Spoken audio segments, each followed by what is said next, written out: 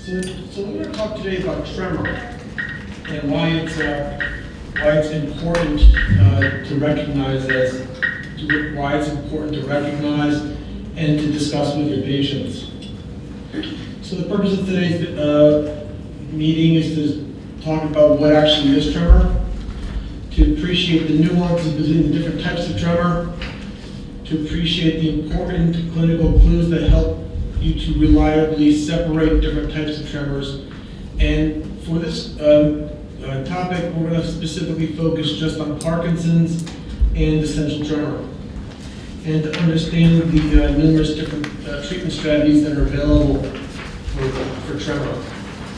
Today we're going to focus mostly on essential tremor, and we'll explain why as we go through it. So we'll start with this case. So this was a 42-year-old woman, no real medical history. She was a homemaker who worked part-time as a hairdresser. She had about 10 to 12-year history of dominant left-hand tremor, which initially started in her right hand. She saw her primary care doctor, who diagnosed her as having early PD. So mind you, she was in her early 30s when this was diagnosed. Her primary care doctor did not offer any treatment, since he said that the medicines wear out, and was told basically to enjoy as much as she could out of life before she died. So basically, she really didn't do too much with the tremor. She kind of made do, and the tremor got worse, went to both sides. The reason she came to me was she had switched primary care doctors, and the reason she saw the primary care doctor was that she was cutting her son's hair and actually, lodged the scissors into his ear to, put a pretty deep gash into her son's ear. So this is what her handwriting looked like when I first met her. So these are pretty, standard tests that we do for essential tremor. As you can see, the tremor is, we try to make a spiral within the spiral, and it should be nice and smooth and fit everything. But in her case, it's kind of ratchety. It's kind of jagged. Another one makes it's even harder to do, so more effort is needed, and it looks actually a little bit worse. The drawing down here, basically, it's something simple. To go from the left dot to the right dot and make a nice, smooth, straight line. And you can see she cannot do that. So at that visit, I have to put her on a medication that we use typically for essential tremor called Ruvo. It's also called Mycelium, and I got her to a dose of 200 milligrams at bedtime. Didn't really get too much improvement with it, and we'll explain why people don't really get much benefit with the medications. But at that initial visit, I discussed with her and her husband about the consideration for deep brain stimulation. And ultimately, she underwent a right BIM DBS. And this is what her handwriting looked like afterwards. So nice and smooth as she goes through the spiral. Even the smaller spiral, she does better. And she's actually able to keep the line, her handwritten line, within the two broad lines. So what is tremor? Well, tremor is interesting because it's probably the oldest described medical condition. One of my colleagues over here talks about tremor as being described in the Old Testament. He also mentioned that Shakespeare may have had a tremor because many of his plays actually describe features of tremor. One of them is pretty interesting. Is the palsy and not fear provokes me. So Shakespeare had a pretty good insight into tremor, and his thought was that maybe Shakespeare actually had essential tremor, because there's very few examples of his handwriting, and his handwriting looks typical for someone with essential tremor. So what is tremor? It is the most common movement disorder. It's defined as the rhythmic oscillation of antagonist and antagonist muscles. I've come to look at tremor more as something that it can reflect the normal function of the body. You know, when you shiver, you have a tremor. People who shake when they're frightened or enraged will have a tremor. It can be a comforting mechanism. Diabetic patients who have a low blood sugar have tremor, and that's a concern with some of the treatments we use. And obviously alcoholics, you know, who haven't had a drink will start to shake too. So when someone comes to my practice complaining of tremor, I take a very broad strokes approach. And I either look at it as a rest tremor or an action tremor. And the reason is because that really helps you define it. So when someone has a rest tremor, that's an indication that they may have Parkinson's disease. It's not something that's not the only thing we look for with Parkinson's, but it can be a clue. Action tremors are also much more common.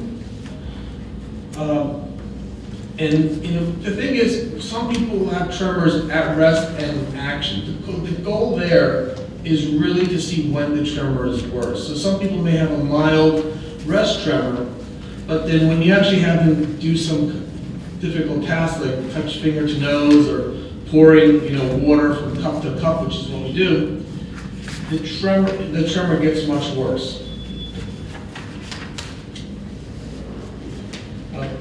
To make the distinction between Parkinson's and essential tremor, we look for this quality of the muscles. It's an increased tone in the muscle, which is necessary for the diagnosis of Parkinson's. Essential tremor patients should not have this.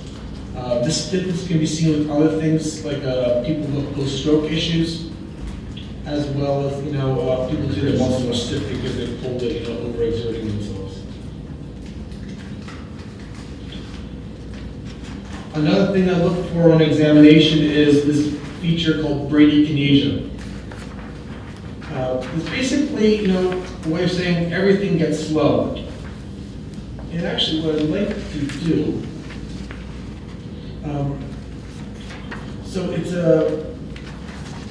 so people with Parkinson's get slower. So spontaneous movements we don't really plan, even movements that we do plan, get much slower. So people will tap, and the tapping is very slow. People also get a decreased facial expression. So back to the bradykinesia slide. So basically, these are people who just have, slower movements. People will have a decreased facial expression, a decreased blink rate. The decreased facial expression, the way that people describe it is, their friends and their family say they're sterner, they look sad, they look angry. There's decreased spontaneous movements, like the little movements that we do with that, talk about. People with Parkinson's look very stiff and, and very rigid. Another thing that people have is they don't move an arm when they walk. So when we walk, we move our arms. People with Parkinson's may only move one arm, or they may not move their arms as much. That's usually a pretty good insight. People will say, I'm walking with my wife and, it feels like she's pulling my arm as we walk. The movements also get shorter and smaller. So another term is this hypokinesia, which is a smaller movement. So they don't take as big a step. So people, women will frequently say, I walk with my husband, it feels like I have to run because I just can't keep up with my husband as he walks. This should not be seen as essential tremor. And these are all clues that we look for with people who complain of tremor. So it's not just the tremor itself, it's other things we look for. The big thing that we see with Parkinson's disease is also postural changes. So people tend to get more stooped over. They bend at the waist. The fancy word we use is camptocormia. But basically, they look like they're going to fall over. They're very stooped over. If you, the picture in the middle is from Dr. Parkinson's description of Parkinson's disease. But if you remember John Paul II, he was very stooped over. Rounded shoulders, bent over. One of the biggest clues for the difference between Parkinson's and essential tremor is handwriting. So as things become smaller and slower in Parkinson's, the handwriting gets smaller. So the term we use is micrography, so the handwriting gets smaller. This is actually a patient of mine who, and this is not an exaggeration, actually wrote all this. This is the lead-like size that I actually put next to a penny to show how small it was. If you remember the case, that line that woman drew was very ratchety and scratchy, and the handwriting gets very ratchety and scratchy. So this is actually someone, I have them write, this is a sample of my best handwriting. And it's very scratchy. People say it's very difficult for them to write checks. It's very difficult for them to sign their name. So it can be a real source of embarrassment.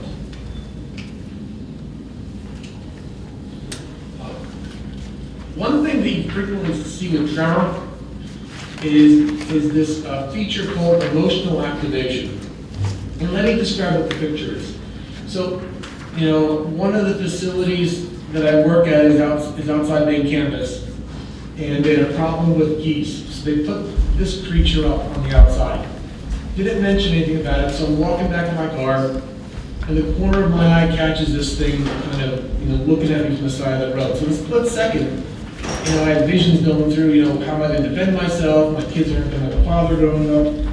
But when I got to my car, I had a little bit of a tremor. So when people get emotionally activated, so they get angry, they get scared, they grieve, they can get a little bit more of a tremor. This can also happen with the Parkinson's, but essential tremor patients make it a real severe worsening of their tremor with, extremes of emotion.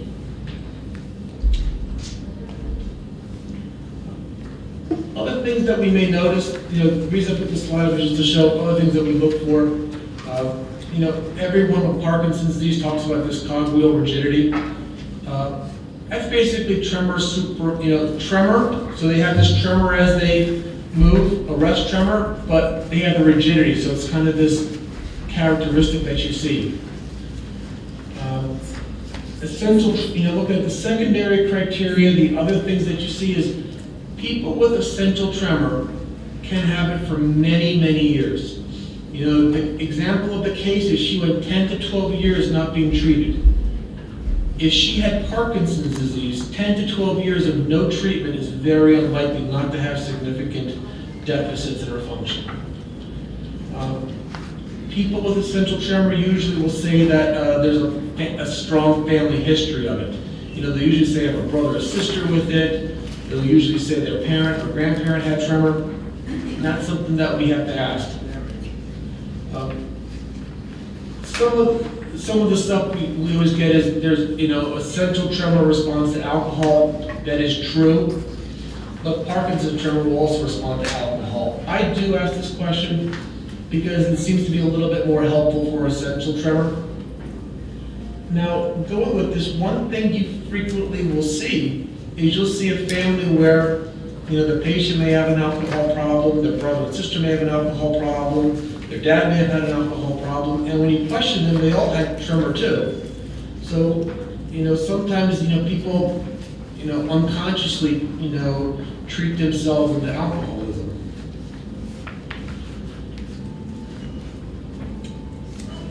So the real big difference between essential tremor, you can have it early, look at the age of onset. Parkinson's usually 45 and above, 50 and above.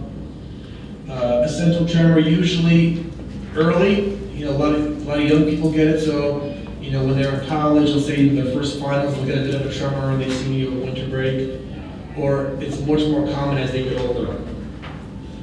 95, 92. Okay, you can open your eyes. I want you to touch my finger and then touch your nose. Now the other hand. So, if you notice at rest, he's not really moving. We have people count backwards to kind of distract them. When people are distracted, they actually, the tremor may get a little bit more common. Can I see you tap your fingers? Index finger and thumb on both hands. Open and close your hand. So, if you saw the finger and nose, touching my finger and his nose, it gets a little bit jerkier. That's the action. Tap your foot. On the other side. Very good.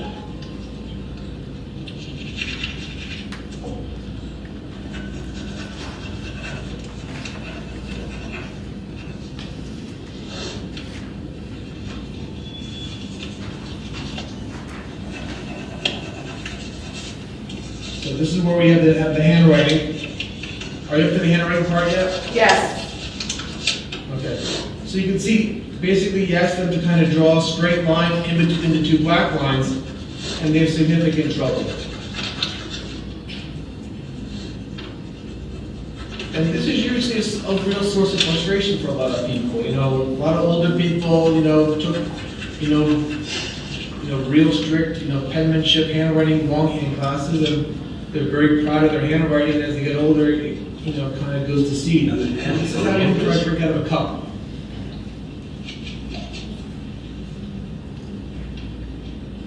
This is where it gets very difficult. They have real trouble feeding themselves. They get embarrassed going into public.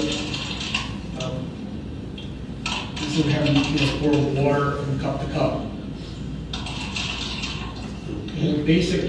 Basic everyday tasks. Trying to pour a cup of coffee, trying to pour milk into a cup of coffee, trying to drink a cup of coffee is all complicated. These poor people, really suffer with this.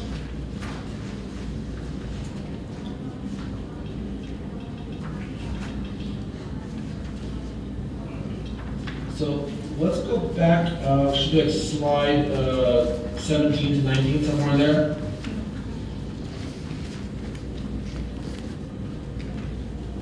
All right. Emotional activation.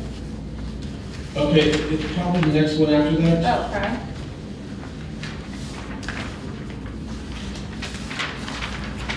Okay. Criteria for diagnosis of essential tremor. Okay. Let's go just to the next one with the family history. So there's not a lot of genes that are found specifically for Parkinson's. There's thought that there is this Lingo1, the leucine-rich repeat and IG domain. I'm not aware if it's commercially available, and the truth is I don't know how helpful this would be. This is a gene that they think is dominant. So when there's a dominant condition, at least 50% of the children may get the condition. But there is a family history, but what exact genes cause it, we're not exactly sure.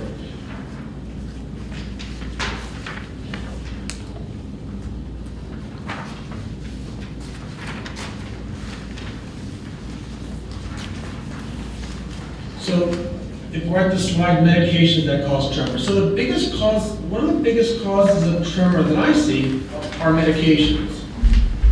So the medications that typically cause Parkinson's are steroids. So people who have autoimmune conditions or asthma will eventually get will get tremor. Depakote, which is a very good seizure medication, also used for psychiatric reasons, that over a long term can cause a tremor, as well as a Parkinson's-like state. Medications we use for asthma, the inhalers, the Ventolin, which is albuterol, that will make you have tremor. There is a form of albuterol that may not worsen tremor. I haven't had too much success with that reducing tremor enough to warrant the cost. There's an old medication for asthma called Theophylline that will definitely worsen tremor. I have a lot of personal experience with steroids, albuterol, and Theophylline. I'll tell you, they all cause tremor. So. Mood stabilizers, so if you have bipolar conditions like lithium, lithium will cause tremor, and we use Depakote for bipolar as well. Heart medications, amiodarone, procainamide. Chemotherapy agents will cause it. Immunosuppressants, if someone has a liver transplant, very common that we see this, that someone will have, will get a transplant and then develop a tremor afterwards. Obviously, we can't obviously the idea if it was caused by medication will be to remove that medication and replace it. But, obviously we're not always able to do that. Amiodarone is a very good medicine that, corrects the function of the heart. You can't change that easily. And I usually, discuss with, my fellow specialists on what to do with this. Stimulants will cause it. So people who take it for ADHD, caffeine, weight loss medication will definitely cause tremor. I wanted to touch on this briefly. This is the next few slides. Some people will come to me and they'll say, hey, I heard about this test that tells me if I have Parkinson's. It's a helpful test to determine on what type of tremor someone may have. It's a test that asks a very specific question. The question is, does someone have a Parkinson's state where they have reduced dopamine level in the brain, or do they have essential tremor? And the other question it asks is, does someone have something like Parkinson's disease, or does someone have a medication-induced Parkinson's state? So basically, people get an infusion, they wait a few hours, and they get the PET scan. Basically, what this test looks at is it actually measures the amount of remaining DAT, which is dopamine-assisted transporter. Basically, when you make a movement, when you function, and dopamine is used, this DAT molecule actually helps recycle the dopamine. If you don't have a lot of dopamine laying around, you don't really need to recycle, you don't have much to recycle, so you lose that. So patients with Parkinson's states will actually have less DAT. It seems a little counterintuitive why that would be. You think that if you have less, you want to recycle more, but it's probably not worth the actual energy expenditure to keep it around. So when you do the test, this is a nice test because people will say sometimes they hear there's a colorful test with it. This is what the pictures look like. This is what a normal study looks like. It should be two nice bright parentheses in the middle of the brain within the basal ganglia. Obviously, if you have less of it laying around, you're going to get smaller and less bright and robust images. So this is an abnormal study. They also go different grades of loss. This is grade 1 loss, grade 2 loss, and this is actually grade 3 loss where it's not even present. This unfortunate case was a gentleman who decided to snort a lot of rat poison. Definitely blow out the dopamine producing centers of the brain, so he went from being totally normal the next day, basically being a pretty severe Parkinson's patient.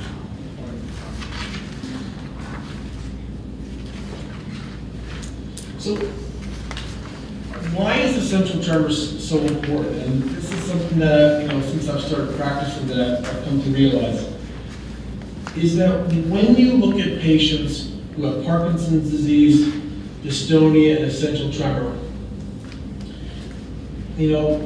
people who have Parkinson's and dystonia, dystonia is this condition where people are, they look contorted, they're in a wheelchair, they may not be able to use their limbs.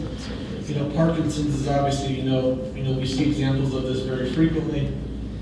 You see much higher rates of social withdrawal, depression, patients blaming themselves for this. And it's not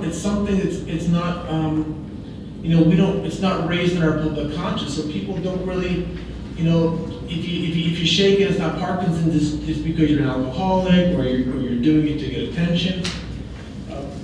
This is a very misunderstood condition with patients who really suffer because there's not, patients with Parkinson's have good medications that work. Dystonia and Parkinson's patients respond well to surgery. Essential tremor patients don't always get that benefit.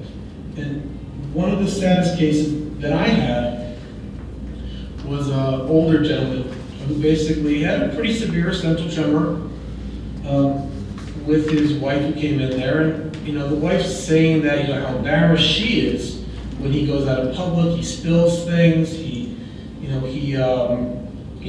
embarrasses her. And basically, she said that she didn't want him going to their grandson's wedding. He starts crying and he's really upset about this, and it's not his fault. He didn't do this. And there's not this sensitivity. I'm hard pressed to believe that somebody would tell it to a Parkinson's patient, stay home for your grandson's wedding. So that's why essential tremor to me is so important to talk about and to think about. And, not knowing the audience that I'm talking to, I can understand why, a lot of, primary care physicians do not talk about this condition or get to, they have to get through, all the, diabetes, cigarettes, blood pressure, cholesterol issues.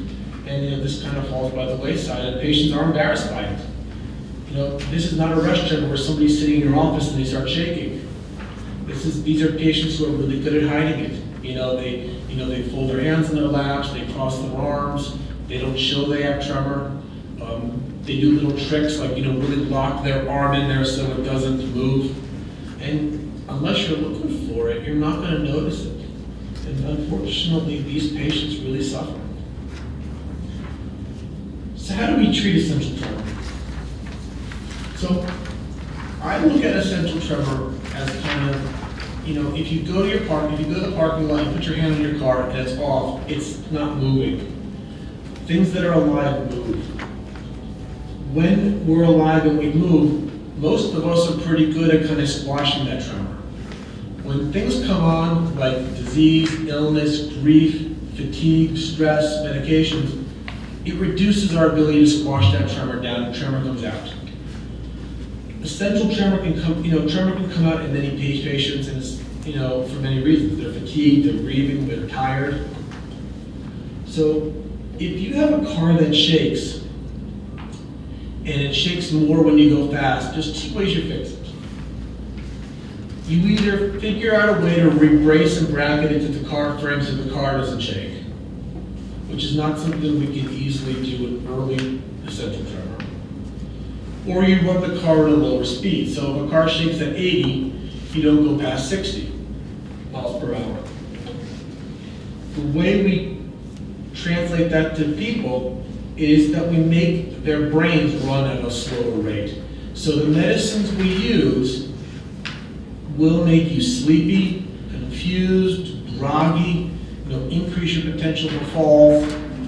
And so, when I prescribe medications for patients, I will tell them that, I am giving you a sedative, I am giving you an anti-seizure medication because I want to slow your brain down. Hopefully we pick up the tremor before we make you groggy. Every so often patients will tell me about these natural products. Truthfully, they're worthless. I don't tell patients to use them. Basically they're natural sedatives like valerian root or kava kava, expensive vitamins. They don't seem to do much. The medicines that are frequently used are, and this is the one that is frequently primidone, which is what I put the woman in the case on. It's an old seizure medicine. It's been around for about 60 years. It has a nice large window of effectiveness. It lasts about 18 hours, so you can give it once a day potentially. And the big side effect is sleepiness. And it's cheap. That's the nice thing about it. It's pretty cheap for people. Propranolol is a blood pressure medication. It's a lot of physicians don't like using propranolol, and the reason is because it can cause a lot of bad side effects. If you're diabetic, it helps you not recognize you have a low blood sugar because it blocks your shaking. If you're an asthmatic, it's potentially dangerous because it can make your asthma worse. And if you remember the medications, the asthma medications make tremor worse. This makes your asthma worse, so it would actually potentially help your tremor. Don't use a lot of propranolol, but I will use it on occasion. Alprazolam, which is the generic name for Xanax, any of the benzodiazepines can be helpful. I typically don't use Xanax. I use the longer acting ones like Klonopin or Valium. But obviously these are medicines that can be abused. if you look at the age of distribution, young people can get tremor. I would never give this to someone who's going to college. I will give it to someone who may be looking for, who needs a little bit of control when they're going for a job interview, or they're sales, they always seem to be salesmen who have tremor, and they get embarrassed, and the tremor gets worse, and they're worried they're missing out on sales. So I'll give people who need to meet with people a little bit of Valium or Xanax to kind of control the tremor. Some people use gabapentin. I don't find gabapentin to be too helpful. I'll use it as kind of like a third or fourth line if someone doesn't want surgery. It's an older seizure medicine. It's kind of worthless as a seizure medicine. It's a great pain medication. It's kind of worthless as a tremor medication, but I'll use it on occasion. The one seizure medicine I use a lot more is topiramate. It's Topamax. It's very good for migraines. When you start this, people will get confused. They may get some weird tastes in their mouth and some tingling in their fingers. You may have seen that it's been advertised as a weight loss medication. It's only 10% of ideal body weight, and I've never seen anybody lose enough weight for it to matter. One of my old resources once said alcohol is good treatment for tremor, and it is. It's a very effective control. It can reduce it up to 5 hours, but it's habit forming, obviously. But I'll tell someone if they're, they get a little social anxiety, they, going out in public, and they're at a cocktail reception, have a glass of wine. May calm the tremor down enough that you don't have to worry about it. But be aware, don't drink 2 glasses. 2 glasses is going to make it doubly effective. So I have these discussions with people. So these are commonly the ones that I use for pranolol. There's a long-acting form and a short-acting form. I use them interchangeably. I don't see a big difference. Topamax, Permidone, which is very effective, and Clonidone, which I'll use on occasion. I put this slide up here. These are biathletes. The reason I put this up is,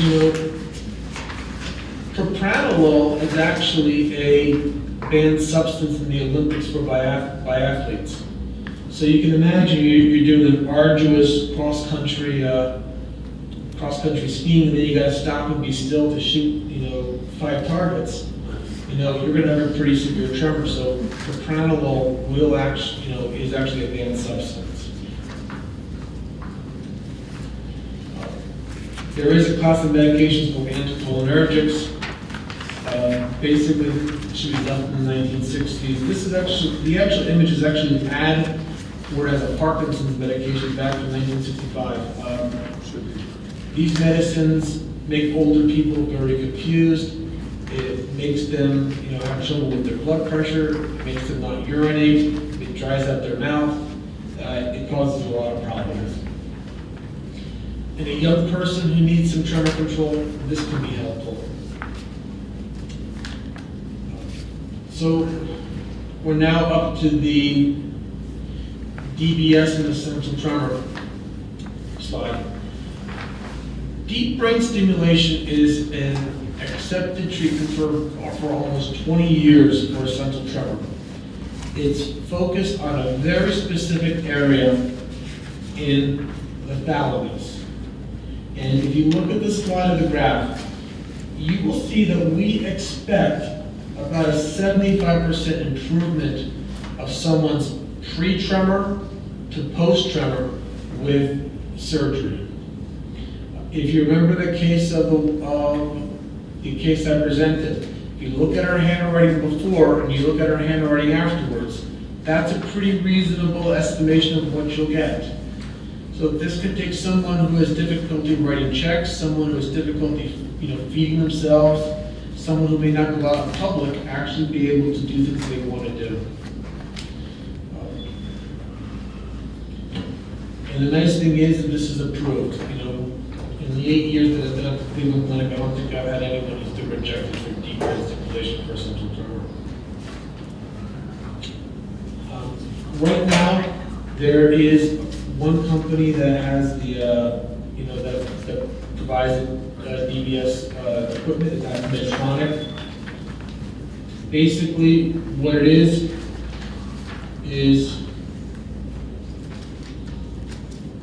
the leads, these permanent electrodes are placed in the brain. They come out of the skull, it's tunneled under the back of the neck to a little generator that's on the front, it's underneath the clavicle. Usually you put it on the right side because the left side is reserved for the cardiologists, they can put their pacemakers. This is nice because, patients get really good results. They don't, it's not really a big, it really doesn't prevent them from doing too much. Pretty much the only thing we told them not to do is things that involve putting things on the shoulder, like parachuting, heavy backpacking. One thing you can't do is arc welding.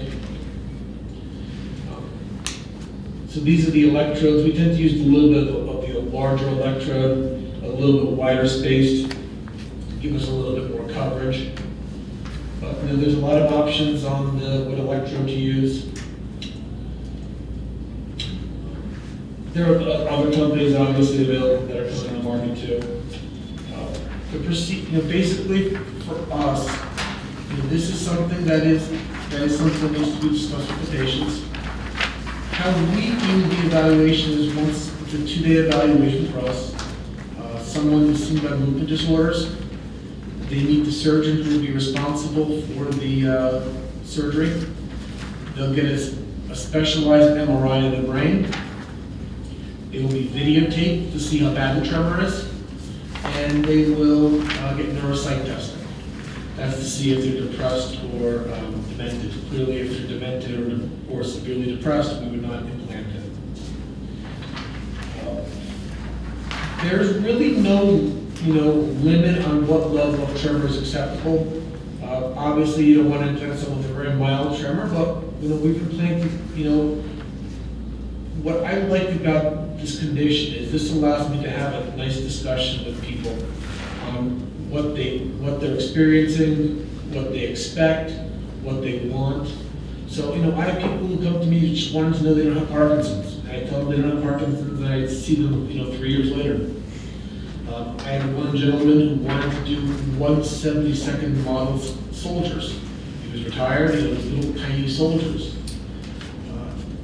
He had tremor was definitely not severe, but it interfered with the activities of daily living, and it affected his, life. So we did surgery, he did very well.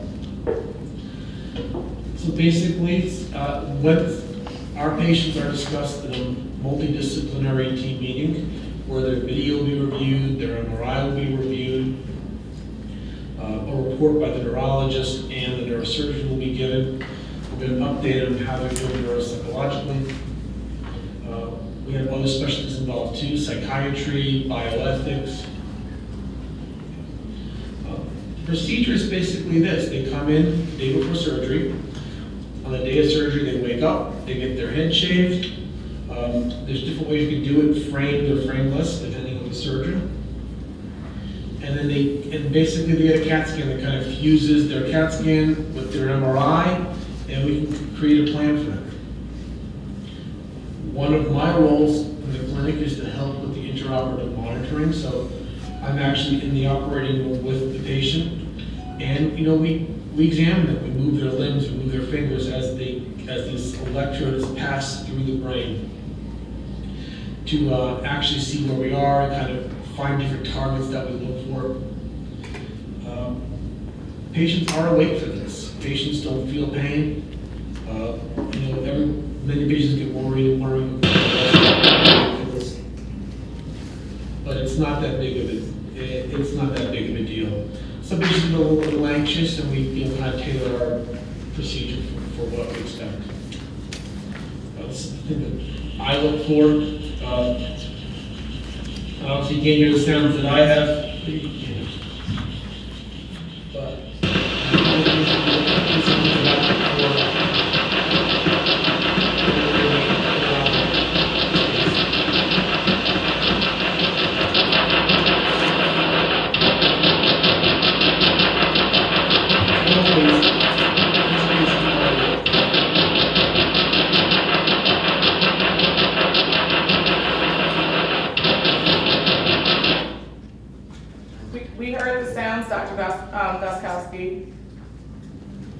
Okay. Looks like one of my slides may have fallen off.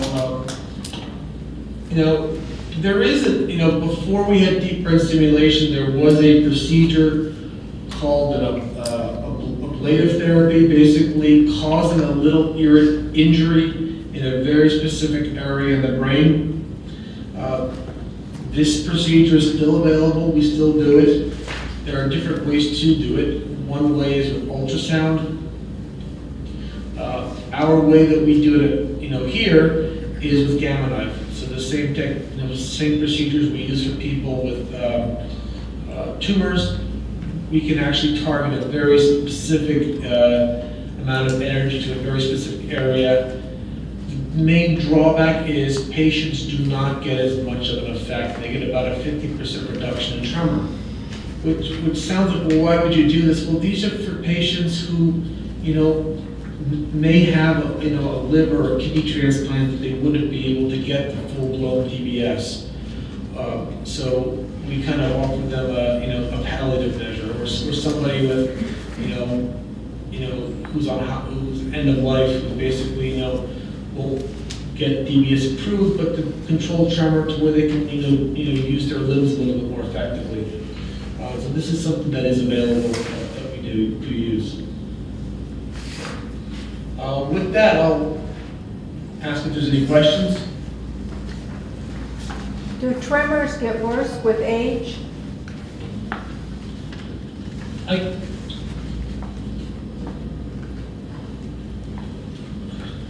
you hear us? Yeah, the question was, is there an age limit? Do tremors get worse with age? They definitely can. If someone has an essential tremor, it is expected to be progressive, but that's true with Parkinson's. So, the one thing about it is it'll be expected to get worse as someone gets older. However, I'm not aware of any good evidence that says you have to start treating it initially. The medications we use aren't that effective, and they don't seem to alter the course of it. They seem to be more of a Band-Aid approach. So if someone wants to kind of wait, I basically tell them to wait with the medications until they're ready. But yeah, you would expect that someone who has tremor, it will definitely get worse as they get older. Is it connected to any other medical problems like heart or something?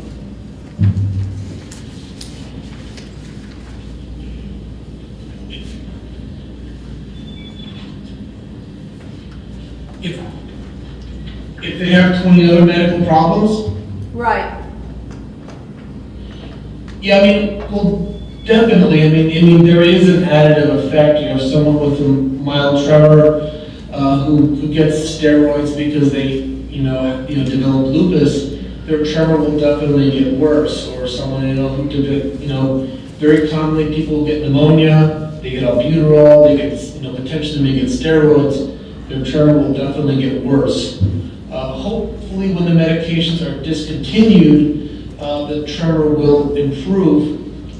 My experience is that generally it doesn't go back to the same level, maybe slightly worse. But definitely when someone has a tremor condition, medical illness, particularly infections, breathing issues, kidney and liver issues, tremor can be much worse.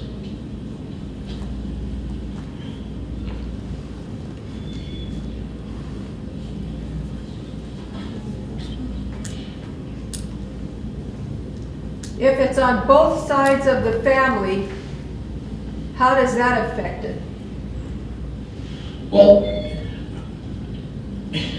it definitely is much more likely that if it's on both sides of the family, this is not a sex-linked condition. So basically, if mom has it, you still have a 50% chance of getting it. Dad has it, you still get a 50% chance of getting it. It potentially may be a little bit more severe. I had these discussions with people when I told them, I said, you don't know. this is not a gene that if you get it, you're gonna get, it's no guarantee that you will get it. You may be a little more susceptible as you get older. But, I always tell people, we do have a really good treatment for this. Unfortunately, it is surgery, and it's a little more extreme than most treatments we have. But it is very effective and very well tolerated. I didn't mention, but, national average for infections are about, 3%. Bleeding is about 1%. I'm happy to say that at the Cleveland Clinic at main campus, our infection rate is under 1%, and in the 8 years that I've been here, we have not had a major bleed. So, sites that actually do a lot of them tend to do much better. So, but having two sides of the family, the more family members, definitely a sign that you're probably going to have more tremor.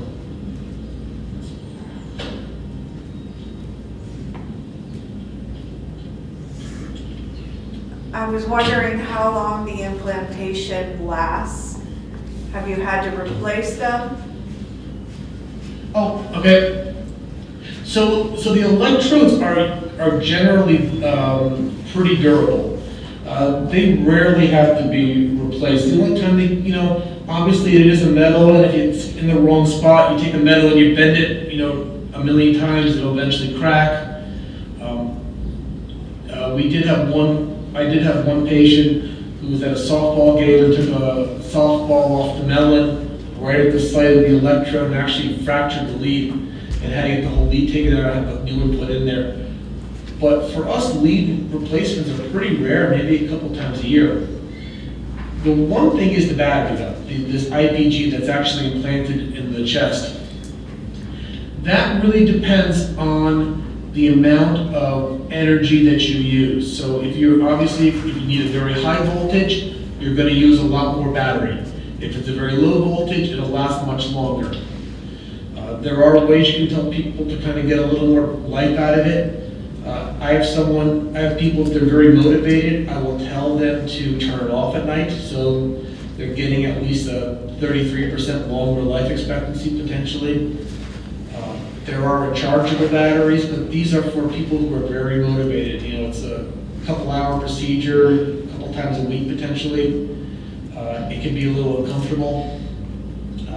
The problem is that if the rechargeable battery depletes completely 3 times, you need a whole new battery.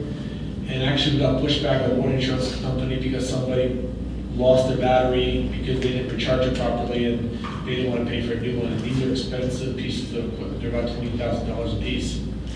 So yeah, the battery depends on the life. Some people it's every 3 years, some people it's every decade or so. The connection between alcoholism and tremor, were you saying that it could enhance the chances of alcoholism? My father was an alcoholic. Right, I think that you do see this. You do see people who have, there's a strong family history of tremor, and there's also a family history of alcoholism. I don't think it's the alcoholism driving the tremor. I think it's more that, some people just have a bad essential tremor, and they find that alcohol helps, and they have 1 glass, and 1 glass works, and 2 glasses should work, twice as well, and 3 glasses 3 times as well. And they kind of, drive themselves to it. Now, I'm not aware of any condition that there's a genetic predisposition to essential tremor and alcoholism. I think that the alcoholism you see can sometimes be just an unfortunate side effect of self-treating themselves. None of the children are alcoholics. Please repeat that? None of the children are alcoholics. So it's probably that there's an essential tremor there, and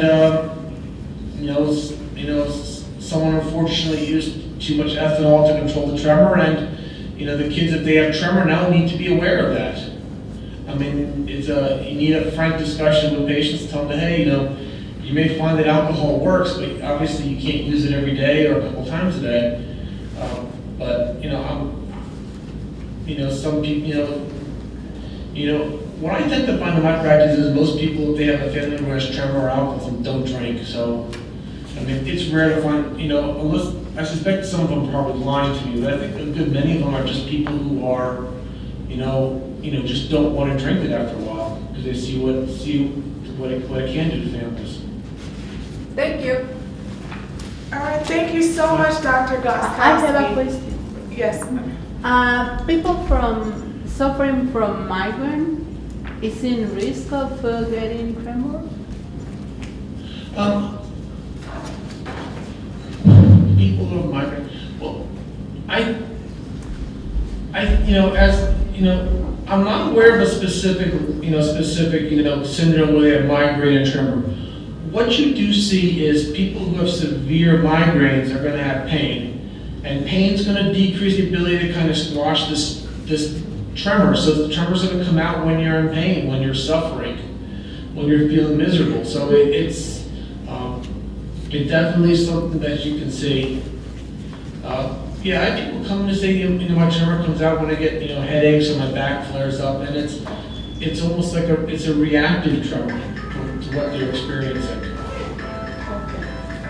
Thank you. All right, thank you so much, Dr. Goskowski, for your presentation today.